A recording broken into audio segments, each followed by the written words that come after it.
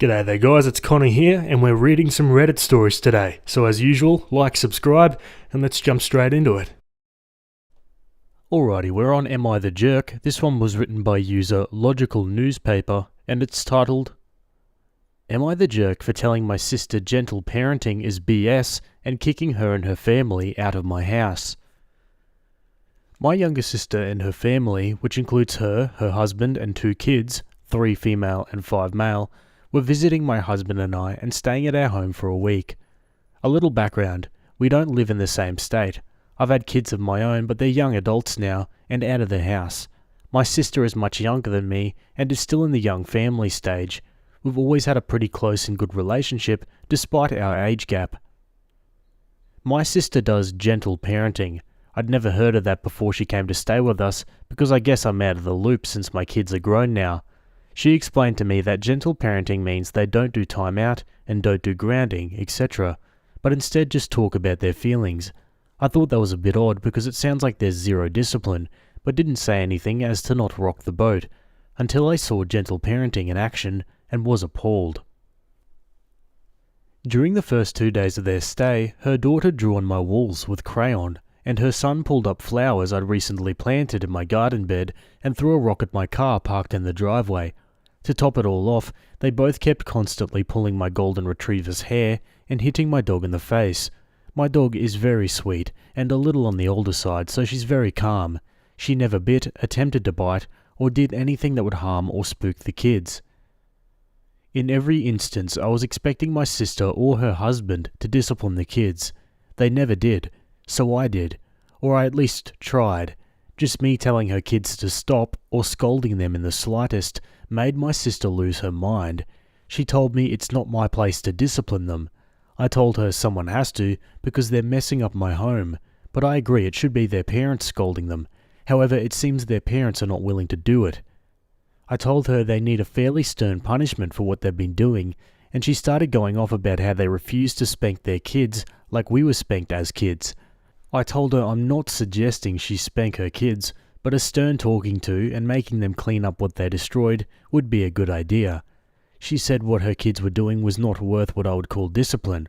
All she did in every instance was ask them, "What kind of feelings are you having that made you do that?" And that was it. So I realized this behavior was not going to stop, and my husband and I told them they need to find a hotel or go home. Even though we'd planned for them to stay a full week, we couldn't handle more than 2 days because of the gentle parenting. I told her the gentle parenting is going to cause her kids to have a very hard life and rude awakening someday, probably even jail time. She argued back and really lost it when I told her, quote, "This hippy-dippy gentle parenting crap is a scam and will ruin your kid's life," which I regret now but boiled over in the moment. Now she won't speak to me, and our mum says I'm in the wrong for kicking them out when they planned on staying longer. Am I the jerk? What the hell is gentle parenting? This is not gentle parenting. This isn't parenting at all. Let's check out the comments. Your house, your rules. Kids are little craps who can't be disciplined? Well, you're right to discipline the parents. Not the a-hole. If you went to their house and drew on the walls, how would they react? Your sister is going to have a rude awakening when the kids start school. Life is going to be hard for them and her. That's not gentle parenting. It's non-existent parenting. Gentle parenting includes talking a lot, yes, but there are still consequences, just not any shouting or any "go to your frickin' room" or grounding and whatnot. Your sister and her husband are just crapheads who can't be effed enough to raise their kids. Not the a-hole. Their gentle parenting can have consequences without hitting or yelling. Quote, "You drew on the wall, so you need to clean it. You pulled out a plant, so you need to replant it and apologize." It would have worked way better than using violence and shouting. Most chronic negative childhood behaviors are the direct result of the parenting techniques of physical and verbal abuse domination. Edit, what you did with their children was in fact gentle parenting. If they can't behave with the dog, then you remove the dog from them. What you did to your sister was also gentle parenting. It's about having boundaries.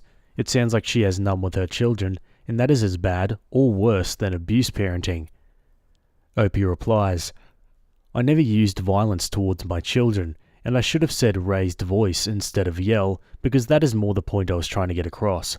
It's not realistic to expect a kid to only be exposed to a super calm tone 100% of the time, and then be able to deal with a non-calm tone in the real world when they're grown. There are definitely circumstances where a raised voice is appropriate. If you don't agree, then that's okay, but I guess you're a monk. Alright, Opie makes a quick update. I read the comments. Sounds like my sister's version of gentle parenting is not actually gentle parenting. However, the real gentle parenting lots of you are describing still sounds like an odd choice of parenting in my view, and if it was around when my kids were little, I can't imagine it would have worked on them. I guess this new generation of parents are just doing things differently. Not sure how that's going to work out in the long run for society, but to each their own. The world isn't gentle. How are all these gentle parented kids going to deal with the real world when someone yells at them or does any of the things gentle parenting doesn't include? If our world was a perfect utopia, then gentle parenting sounds great, but it isn't, and it's not realistic to me. I don't plan on ever inviting my sister over to stay at my home again if her kids will be with her. That is, if she ever decides to even speak to me again, which even after all of this, I do hope our relationship is mended because she's still my sister. I just can't deal with her kids. One comment says, "Hi, gentle parent here. This isn't gentle parenting. You're still allowed to say no in gentle parenting. And part of me feels this is fake with how weirdly focused you are on gentle parenting itself instead of your sister's weird behaviour." Opie replies, "I'm so focused on gentle parenting because it's solely to blame for the downfall of mine and my sister's relationship, which I've always cherished. I'm focused on my sister's behaviour, but her behaviour is being driven by her parenting style. She completely changed as a person when she implemented this parenting style." Another comment says, "The dog thing, sure, I'd be annoyed at your sister for not intervening, but all of the things you described are regular kid things for their ages, to be honest. And yelling at your sister and kicking them out after 2 days over it is a big reaction.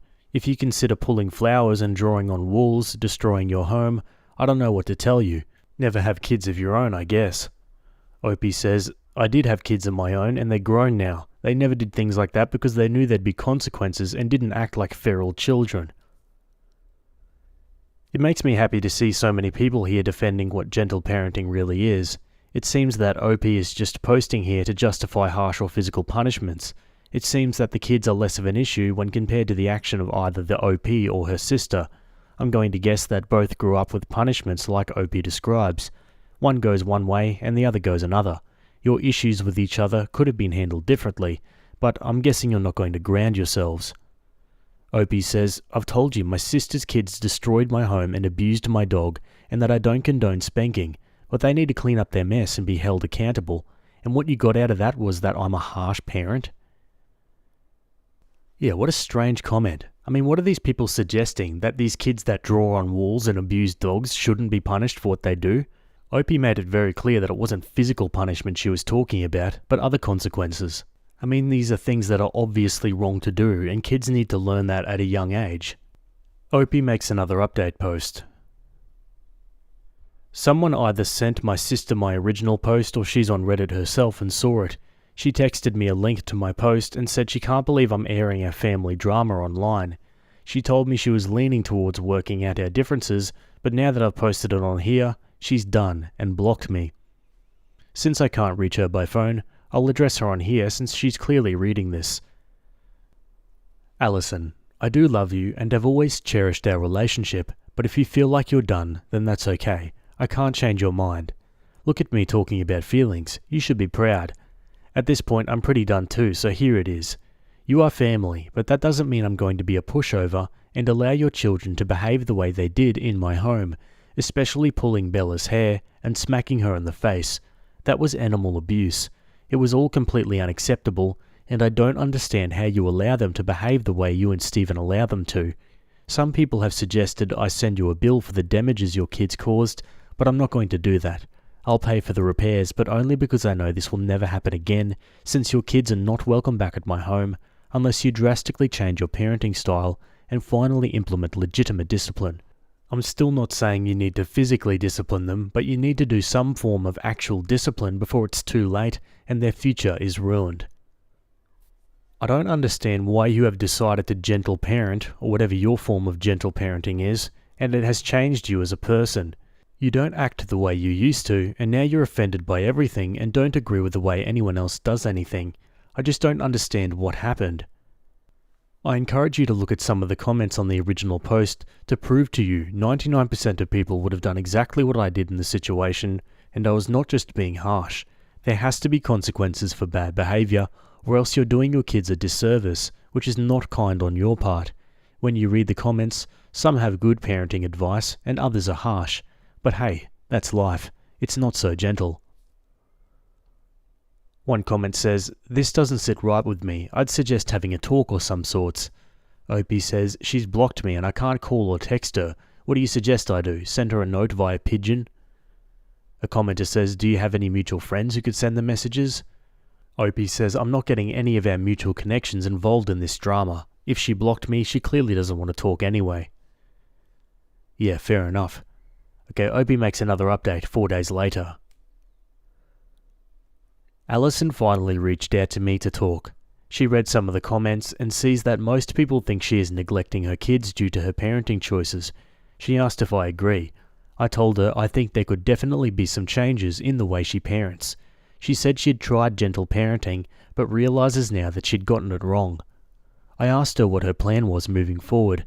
She apologized for the way her kids acted and said her and her husband have lost friends over the way her kids act because people don't want to be around them. She said this whole ordeal has been a wake-up call. Alison said she's going to try a different parenting style since gentle parenting didn't pan out very well for her kids. She said she's going to enforce punishment and consequences, but still no corporal punishment. I said I think that's great. Her worry is that the kids won't take it well and it will cause even more problems. I told her they'll just have to get used to it. Apparently her husband was never in agreement with the gentle parenting, and it has also caused marital issues due to the fact that they don't see eye to eye on it. Now her husband is happy she's finally come around to some form of consequences and punishment for their kids. I told her I think she's making a very wise decision. I still am not happy about what her kids did to my house and dog, but the fact she's willing to change her parenting style so that doesn't happen again makes me feel a lot less angry. And yes, I got Alison's permission to post this update. We really were able to work things out. She really is a good person, just had a lapse in judgment and parenting. Edit. Since this will be the last update and post on this issue by me, I wanted to say something about the permissive parenting versus gentle parenting styles a lot of people commented about. Gentle parenting, how everyone is explaining in the comments, sounds like the kid does something wrong, then the parent asks how they feel, then redirects them to a different task and activity, maybe tells them no, but maybe doesn't. And they call the redirection to a different task and activity the discipline or natural consequence part of gentle parenting. That is the exact same thing as permissive parenting because there is still no legitimate punishment or consequence. I'll agree that my sister wasn't doing the form of gentle parenting everyone was describing because all she did was talk about feelings and left out the redirection and the possible, no, don't do that. But even after reading all the comments, permissive parenting and gentle parenting sound very similar, if not the exact same. If kids are taught redirection is what happens when they do something wrong, they are going to be completely shocked and confused when there are real consequences and punishment, and not just a redirection or natural consequences in the real world. If they grow up and steal a car, the police arrest them, send them to jail, and make them pay a fine, they'll think it's incredibly harsh punishment and be shocked because all they were expecting was a natural consequence of returning the car to the owner and then moving on with their day. One comment says, "Simply because this is a hill I will die on, real consequences are a crucial element of true gentle parenting. Natural consequence does not mean no consequences. Like you said, you steal a car and you get arrested. Those are the natural consequences of your actions. The same is true of gentle parenting. My kid throws a toy at me, the natural consequences are that I'm going to put that toy up because I'm not going to have someone throwing things at me. My kid draws all over the walls, they're going to clean, or help me depending on age, clean it up. They broke a sibling's toy, they're going to use their own money and toys to replace it." Redirecting is useful at a very young age, before the brain has developed to make connections. Redirecting can be useful when you haven't hit the stage of needing consequences, i.e. the kid is frustrated but hasn't yet thrown something. but redirecting is not the same tool as consequences, and both are vital for true parenting of all types, gentle or otherwise. Anyways, I'm glad y'all are working on it. I wish her and her husband all the best, and your relationship with her as well. Opie replies, "The natural consequences you are describing sounds more like the natural consequence of stealing a car would be returning the car to the owner, not jail." Yeah, I'm sure you could debate forever about parenting styles. In the end, I feel like these debates fall into the danger of becoming a bit too philosophical. I mean, everyone is different and one parenting style won't work for the next person and vice versa. But yeah, that's all she wrote for that one. Regardless on your stance of parenting style, I think we can all agree that the sister kind of left out the parenting part of gentle parenting in this one. Anyway, I'd love to hear your thoughts. Let me know down below. Alrighty, let's move on to another story. Alrighty, this next one was written by user Virtual Smiling Bikes, and it's titled, "My new manager is someone I slept with years ago, and he doesn't know we have a child." The backstory: I went back to university in my late 20s to do my PhD, and shared an office with a few other students for many years. One of the students, Jacob, completed his thesis and was moving back to his home country, so we all went for congratulatory and farewell drinks. One thing led to another, and Jacob and I spent the night together. A few weeks later, I realized I was pregnant, and I had no way to contact Jacob. His university email and mobile number had been deactivated since he'd left the university and the country. I didn't need anything from him, and was fine to raise the child alone, but I thought he had a right to know. I googled him a few times over the years, but never found him. This last week, our department head emailed everyone to introduce and welcome our new manager, Jacob, with a photo and a blurb about his education and work history, so I know for sure it's him. The night we spent together changed my life, because it made me a parent, so I have thought about Jacob from time to time when my daughter asks about her dad, or I notice a genetic trait that she didn't get from me. However, I doubt Jacob has given that night a second thought. I have no idea whether he'll have any concerns about being my manager, given our history, or whether I'm making a bigger deal of this than I should. For what it's worth, in my years of sharing an office with Jacob, he seemed easygoing and practical. In our company, it is common for everyone in the department to reply all to these introduction emails and introduce themselves, welcome the newcomer aboard, and explain how their role will interact with theirs. I'm not sure if my email should note that Jacob and I studied together years ago as a way to get that out in the open, or should I email him individually and offer to have a discussion about keeping our history out of the workplace if he thinks it's needed. I'd appreciate any suggestions for language that indicates I'm not concerned and will be completely professional. And then, in direct contradiction to that, I'd also appreciate a script for a separate email saying, "Can we please meet outside of work, because I need to tell you something important about our history," so I can tell him about his daughter. If you or any commenters think that I shouldn't tell him, or I should let him settle into his new country and job first, I would definitely take that on board. Oh wow, that's tricky. Should you even tell him about the daughter? I'm not sure I would. What about you guys? It's probably better for their jobs too that they keep this under wraps between each other. But yeah, easier said than done, it goes without saying. Opie adds some additional information in the comments. The extent to which I tried to find Jacob wasn't relevant to my question, so I didn't include the efforts I went to. For the commenters who are curious, understandably, I really did try when I first found out I was pregnant. I asked the other people we shared an office with, but no one had any information. We were students who shared an office and sometimes went to the uni bar together. We never spent any time together outside of uni. I asked Jacob's thesis supervisor, but it was Christmas and Australian summer here, so he was on leave for 2 months. When he got back, he gave me the address on Jacob's file, which was of course the Australian address he didn't live at anymore. The uni had a next of kin Australian contact number on file for his aunt, but no one ever answered it when I rang. Jacob is Chinese with a very common surname, and Jacob is just the name he used in my country. I don't know his actual given name. So attempts to find the correct Mr. Wong in a country where they don't use Google or Facebook went nowhere.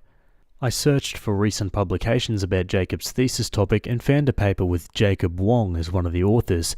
I contacted the corresponding author and asked for Jacob's email, but they never responded. By this point I had to give up because I was so sick with hyperemesis gravidarum and needed to focus on my baby's health. Alright, Opie makes an update 8 months later.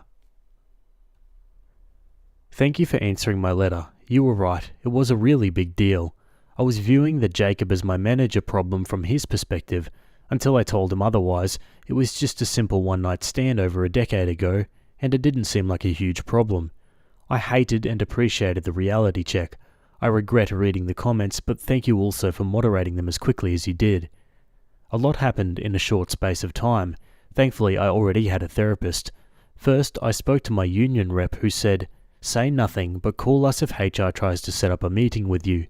Staying silent and having Jacob independently declare the prior relationship when he arrived would have been problematic because I'd still end up in the same position and I would have lied by omission. Our HR team can be gossipy and they know the age of my half-Chinese daughter, so I needed to have as much control as possible over the disclosure. I spoke to an employment lawyer who reviewed our policies and, at his suggestion, I wrote an email to HR declaring a prior relationship with Jacob. And then I was immediately pushed out. Even if you have all the legal support in the world, you can't prevent someone from doing something illegal. You just have to recourse afterwards. In a meeting with my lawyer, the union rep, HR, and a member of the senior management team, I was asked to resign. When I said no, they insisted on a statutory declaration about the relationship with Jacob, stating what happened, when it happened, how many times it happened, and who initiated it. I also said no to that. We ended the meeting with each side agreeing to think about possible solutions. The company's solution was to start messing with my pay, my benefits, my swipe card access to my office, my computer login, and my email and calendar account. They spread rumours about me, and I heard co-workers whispering that I'd had an affair with a manager. They sent me for a random drug test at a time when I was scheduled for an important meeting with my clients. They cancelled accommodation that had been booked for upcoming travel, which I only found out about because I was getting paranoid and called the hotel. I can't describe how awful it feels to know that someone with this kind of power over your job is devoting their time and energy to thinking of ways to screw with you. Every day I was going into work, wondering what was waiting for me, and it was wearing me down fast. The advice from the union rep was to go back in time and follow their first piece of advice, or just keep documenting everything as we prepared to take legal action. The lawyer estimated that it would take at least a year to get any kind of resolution, and I didn't even want the job anymore. By this point I wasn't sleeping much, and I'd cried a few times at work. I was beginning to crack, and we were only just getting started. So I resigned. I wish I'd held up better under the pressure, but it was all just too much with the looming deadline of Jacob's start date at our office, and whatever way HR was going to drag him into this. I'm lucky that I can take my time looking for a new job, so I've had some space to process everything. Outside of the work stuff, I spoke with a family lawyer who outlined all the possible ways this situation could go and what the most likely outcomes were. Basically, my daughter is old enough that when she wants, would get heavily weighted by a court if it came to that. I've spoken to my daughter many times about her father. I told her what I knew about him and that I had tried to contact him. I've offered for her to see a therapist if she ever wanted to talk about it with someone who wasn't me, and she's always said, "Thanks, but no thanks." The family lawyer helped me write a letter which I left for Jacob. I told him about his daughter, said I wasn't trying to get anything from him, and gave him the contact details of my lawyer.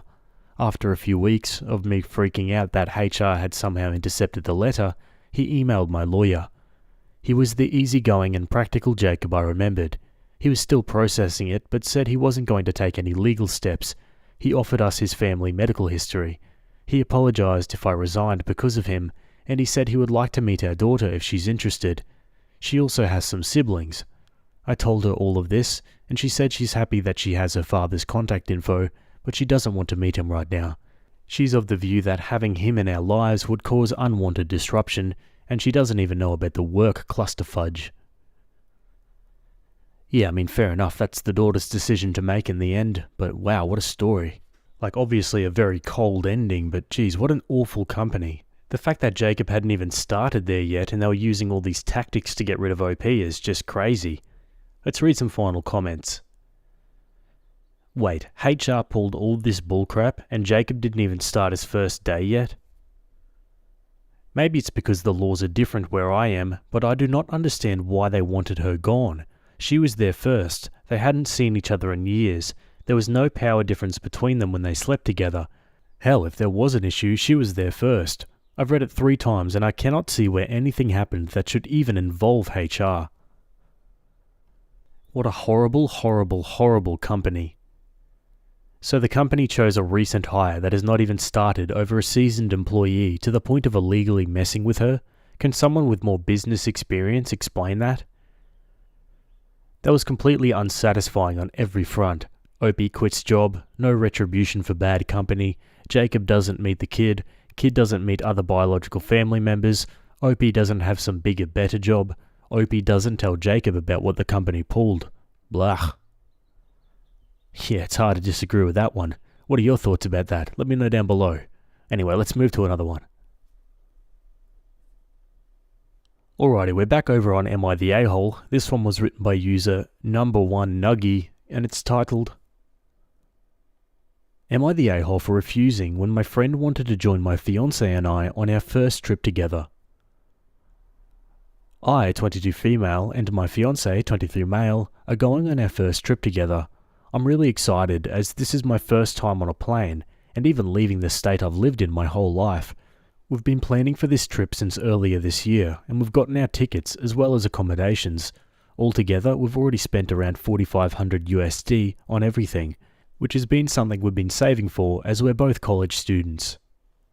Our trip is in about a month, and in comes my friend, we'll call her Ashley, 22 female, who's been my friend for about a year.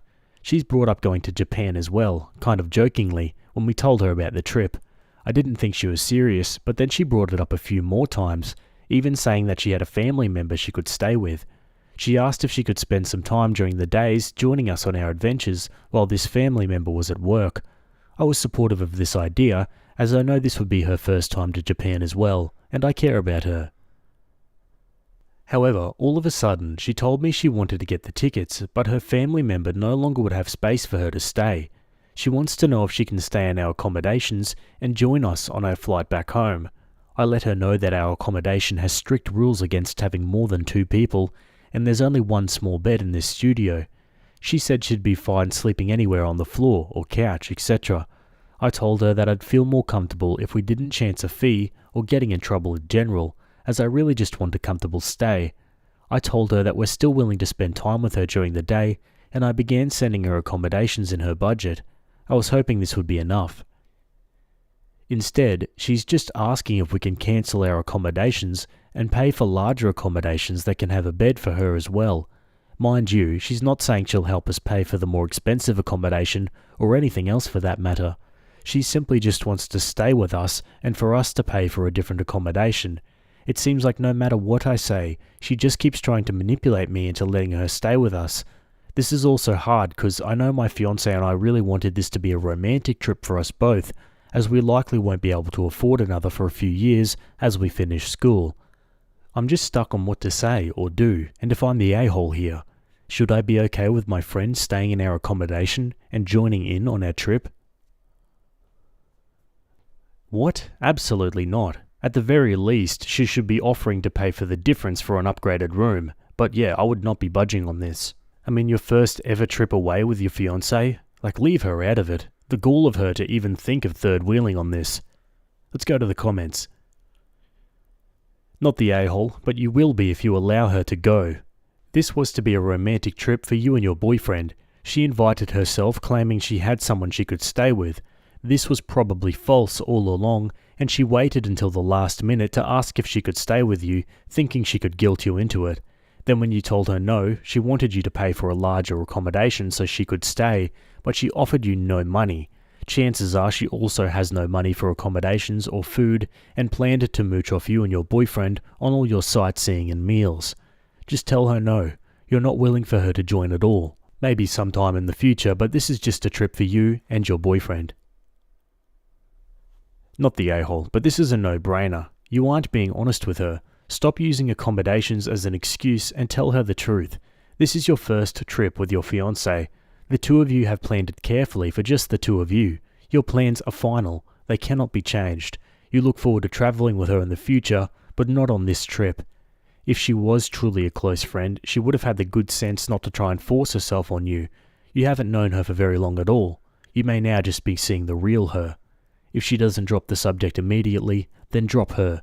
She is an acquaintance, not a friend. Not the a-hole. This is a chance for you and your fiancé to take a once-in-a-lifetime trip together. Traveling to Japan is expensive. If you share accommodation, you would be giving up a lot of privacy you and your fiancé would have. Personally, I wouldn't have included Ashley in any of my plans, though that's just me.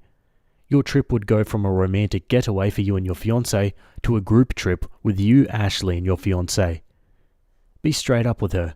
Tell her, after careful thought, you've decided you and your fiancé don't want to share accommodation as you want your privacy, that you will still hang out with her for a couple of days, though she'll have to get her own accommodation. Can't people just tell the truth? Tell your friend it's a romantic trip for two and that we cannot accommodate you because we want to be alone for the romantic trip. If you're in Japan while we're there, we can make some time to hook up during the day, but at night we have plans, and they do not include a third. Just be honest, it's a romantic trip for two. Tell her it's your first trip together as a couple, and you want it to be lovey-dovey and romantic. All the beating around the bush and wondering what to say gets old. Be the adult you are and actually use your words and tell her the truth. You don't be mean about it, but you don't want a third wheel, and explain that to her in a nice and loving way. It's really simple. You're making this much harder than it needs to be. Not the a-hole. Yeah, hard to disagree with those comments there. Okay, Opie makes an edit and update. As I'm reading the comments, there's a lot saying that I should be upfront about it being a romantic trip. When I first told her about the trip, I did tell her this is basically going to be our honeymoon. I may have said it jokingly to her, but I did mean it. My fiancé and I have been talking about going to Japan since we got together 8 years ago. I thought this honeymoon comment, as well as me bringing up activities like making our anniversary cake at a shop in Kyoto, clearly set the tone in which I planned this trip to be. I do agree that I should re-clarify that this is a romantic trip, but I feel uneasy that she'd receive this well, as she shut down all my logical reasons. I was hesitant when she brought up spending some time with us, but I thought maybe it was just something nice to do. I get that it's a romantic trip, but my fiancé was fine with it and supported her coming along on some of the more normal things, like going to Universal, since it was only going to be a few days of our trip. Like 4 out of the 30 plus days will be there, and that she wanted to be with us. She originally said she'd only be in Japan a week, and she'd only need to be with us while her family members were at work from 7 AM to 5 PM-ish. But now things have changed, and she's saying it could be longer. I do have trouble with boundaries, and I always want to be the one helping people out when I can, which doesn't seem to work out for me, but I'm working on it. But as she's been pushing for the last few hours, no matter what I say, I've been getting more upset. I just didn't know if I was being selfish towards a friend in need. Now I can definitely see that this was probably the plan all along, and she isn't in a tight spot. She just wants to use us. This realization does hurt, as I thought we'd gotten really close in our shared major, but I guess she really doesn't care about my feelings like I care about hers, because ultimately I just didn't want to hurt her. She recently got dropped out of our major, so I thought she was just really sad, and needed a pick-me-up. Okay, on to the update 2 days later. I ended up refusing for the 10th time, but told her no bluntly and as clearly as possible. As you guys have said, no was a sentence used. I also made sure to say that I wasn't down with changing anything, and that I want to spend time with only my fiancé, that I've been trying to nicely say no, but I don't appreciate getting manipulated, nor having my partner and I's feelings ignored. She said, "We've been talking about this trip for so long. Why didn't we just work it out earlier? It's not my fault that this is last minute. Why won't you just do this one? It's not much different, but there's an extra bed," and sent me a link to a specific accommodation, where the 2 beds are side by side, just by the way. I'm weirded out. She basically ignored what I said, so I've ignored her since. We're in the same friend group, so I think it's probably going to get weird, but honestly, I'm okay with that. Regardless of how that goes, my fiancé and I will be going alone, and not meeting up her or anyone anywhere during our trip. I'm going to work on saying nothing and setting harder boundaries. I just had an abusive upbringing, and I'm still working on it all. I keep needing to remind myself that I'm not in that place anymore. Yeah, okay, and that's the end of that one. I guess Opie can only hope that that last conversation actually got through Ashley's thick skull. But yeah, it was pretty clear she was just trying to use her for a free holiday. Or, a very cheap one. One comment said that reasons are for reasonable people, and Ashley is definitely not one of those. Anyway, what are your thoughts? Let me know down below. Alrighty, let's move on to another one. Alrighty, same subreddit. This one was written by user Kindly Sign, and it's titled, Am I the a-hole for refusing to forgive my sister for calling the police and CPS on me?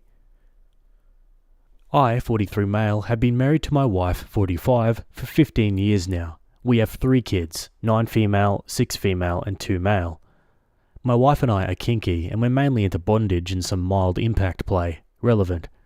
Since we had kids, we had to cut back on our playtime. Maintaining a vanilla sex life is already challenging with 3 kids, let alone carving the kind of alone time needed to safely engage in BDSM.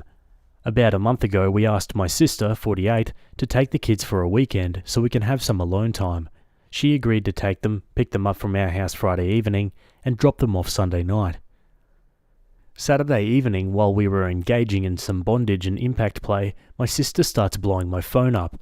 By the time I was able to answer, I had to take care of my wife's safety first. My sister is knocking our door down. We were frantic and didn't do a good enough job at hiding the rope marks on my wife's wrists.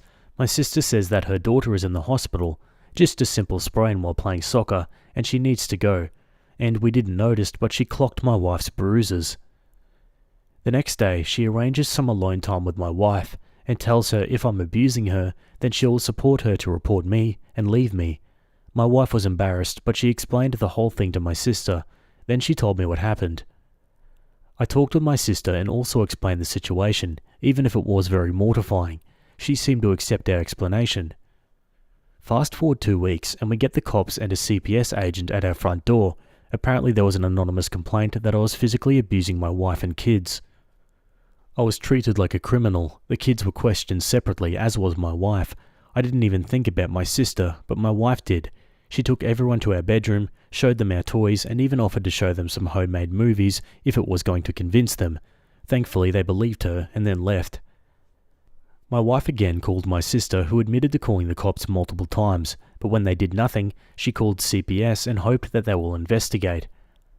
My wife again showed her our toys, went into explicit details I never wanted anyone to know about our intimate life, and finally my sister was convinced.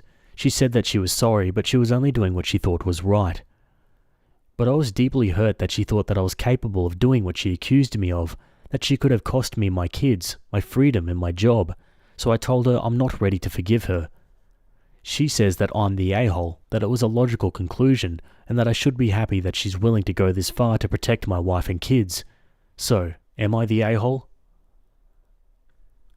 Geez, I mean the bruises on the wife's wrists, maybe, but there wasn't any evidence that the kids were being abused. Sounds like she just turned into storyteller and made that up. Let's go to some comments. It was the logical conclusion before you let her know what was going on. It was not the logical conclusion after that, especially as there was no evidence anything was being done to the children. That part especially is fabricated, not the a-hole. That's your sister? Man, that's tough. I wouldn't forgive her either. This could have been much, much worse for you. Guaranteed she doesn't realize that at all. Not the a-hole. Tell her so by limiting contact with the danger, aka her, to your family, because that's what she is. You explained everything, and yet she didn't believe you. What will happen next time she doesn't believe you or your wife and thinks she knows best? She admitted to calling multiple times, and when that didn't work, she called CPS, meaning she has no problem escalating things on nothing but a hunch of what she thinks happens, even when you and your wife told her she was wrong. Yes, you should be so thankful your sister doesn't listen to your explanation and is ready to ruin your life all on what she thinks happened. Sarcasm if it wasn't obvious. Anyone who thinks I'm a dangerous criminal is no longer welcome in my life. Anyone who calls CPS to have my kids removed from my home is no longer welcome in my life.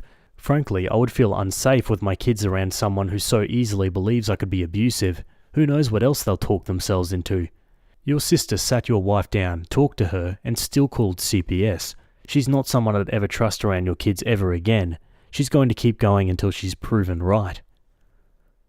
Another commenter replies, I'm wondering if the calls were more about the sister not liking their alternative lifestyle and not at all about the family's safety.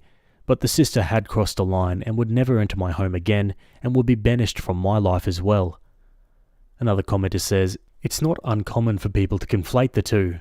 Quote, if you enjoy giving pain to your spouse, then you must enjoy giving it to your kids, or if you like to roleplay that, then that must mean you actually want that, which in both cases is just so far off base it can make me nauseous. Alrighty guys, on to an update. So I read almost all of the comments, but I was too emotionally exhausted to answer. Sorry about that. Some things happened since then. First of all, I took your advice and went no contact with my sister and her family. I tried to go no contact just with her, but she would use her husband and kids to try and get into contact with me and my wife. We also had her name taken off the school and daycare pickup list in case she tries anything there. Second of all, I also took your advice, consulted with a lawyer that I ended up hiring. His advice to me was to document everything. He requested a copy of both the police and CPS reports, as well as all the texts she sent to me and my wife. And lastly, he filed an order of protection. He said that there's a small chance that it will be granted because while she is harassing us, she's not threatening or anything, but it will be good to have it on record, in the case of any future altercations. We are also installing security cameras outside and inside the house, as just an in-case measure. Thankfully, the kids did not understand exactly what happened. My eldest even thinks that it's cool that she met a pretty policewoman, so at least no therapy for the kids. Thank you everyone for all your advice. Yeah, pretty sensible outcome I think. You can't help but feel like the sister probably got off pretty lightly considering she almost ruined Opie's life, but all you can really do is just hope that she reflects back on this situation and regrets it. But yeah, small chance of that I know. Anyway, I'd love to hear your thoughts. Let me know down below. Either way, that's it from me today. I hope you guys enjoyed those stories. Thanks for making it to the end, and I'll see you all in the next video. Have a good day. Cheers.